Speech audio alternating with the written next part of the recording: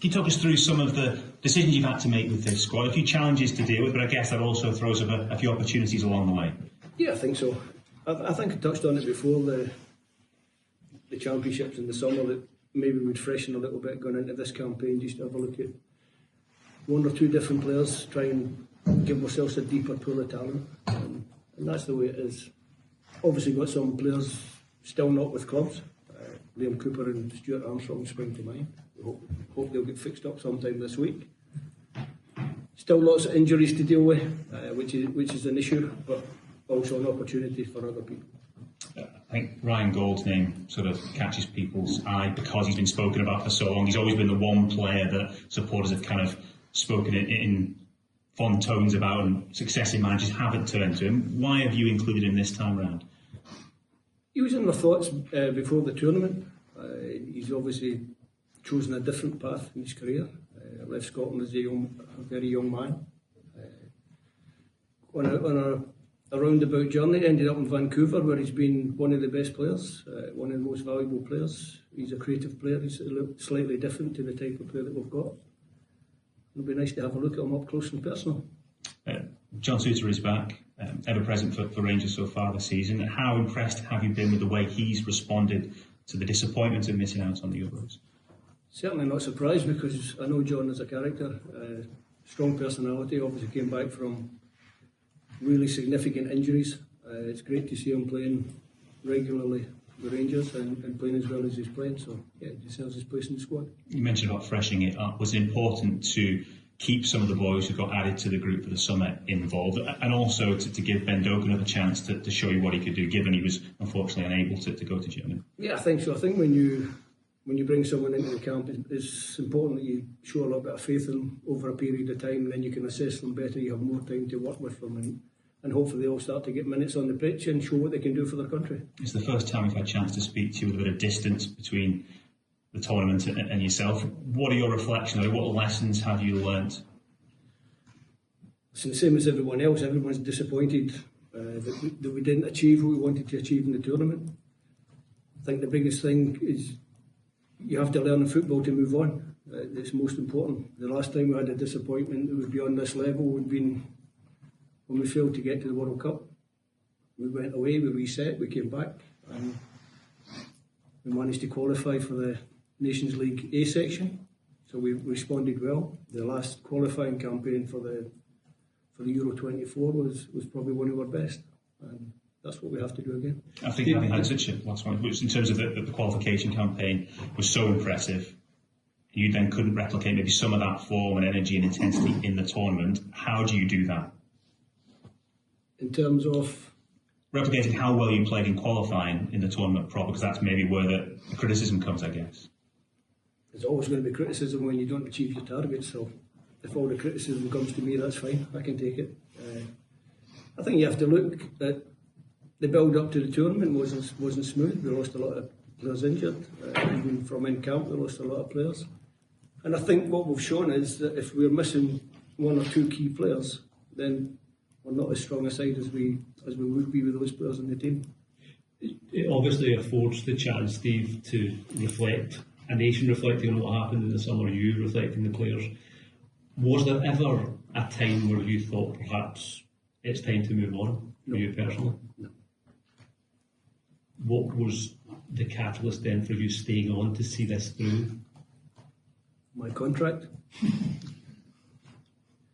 And obviously I've always said I'd love to go to a World Cup with my country.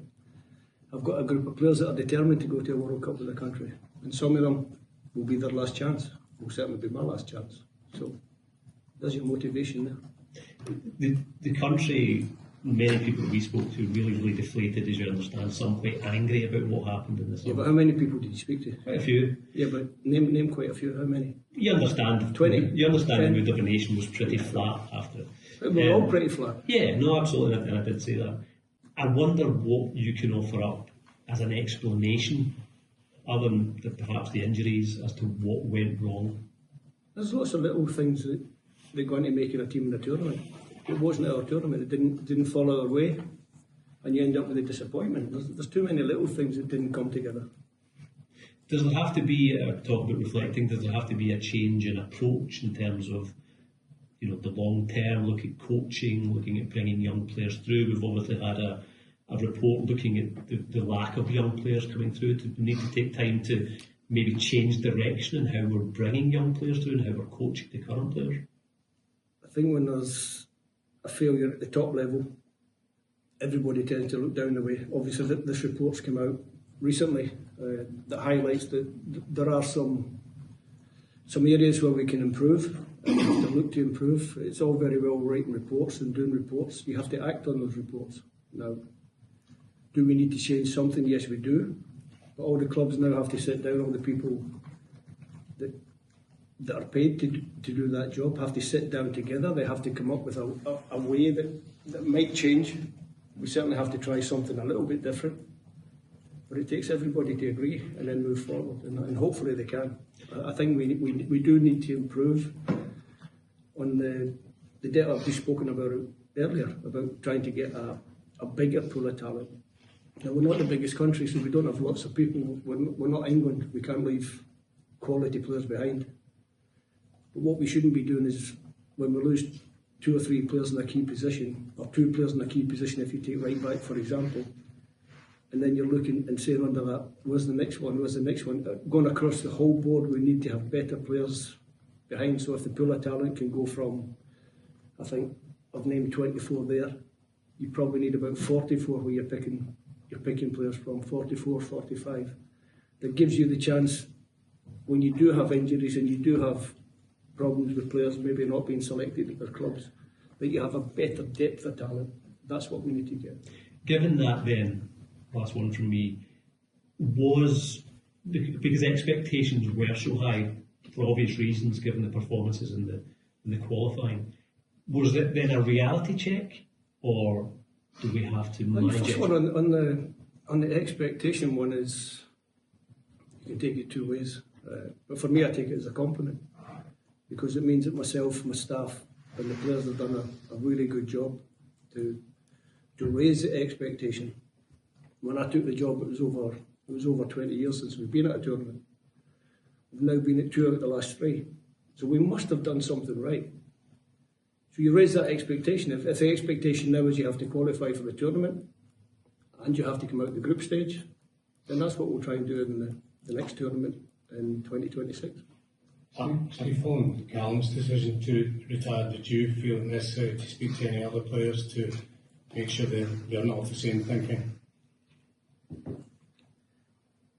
First of all, thanks to Callum for his input over the years. Obviously, he was a key player for us. Disappointing to lose him. Or disappointing for us that he's retired, but I respect his decision. No one else has indicated retirement. No one else has spoken about it. It's not for me to phone them and ask them, are you going to retire? Sure. That probably comes across the wrong way. Sure. They have to contact me, but nobody. Yeah. Everybody's determined to go and be more successful moving forward. Be any indication when guys like Aaron and Kieran might be available to you?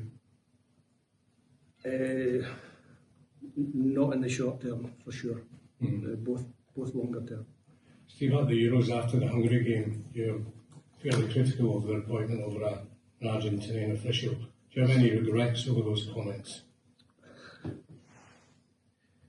I think what it was a disappointed, frustrated coach coming out straight after a match with a lot of emotion. What's said is said, but I'd have been better answering the question by just saying no. After the tournament, there had been some criticism in the style of play. Some people felt it was too negative. Do you feel that's an unfair criticism of the way you set up? When you don't achieve what you want to achieve, you have to take that criticism, take it on the chin and move on. How optimistic do you feel about the future with this group that you've got and what you can achieve in the next campaign? Very optimistic. I don't see any reason why we shouldn't be optimistic. We've shown before that we can come back for a setback, and that's what we have to do again. Okay, thank you for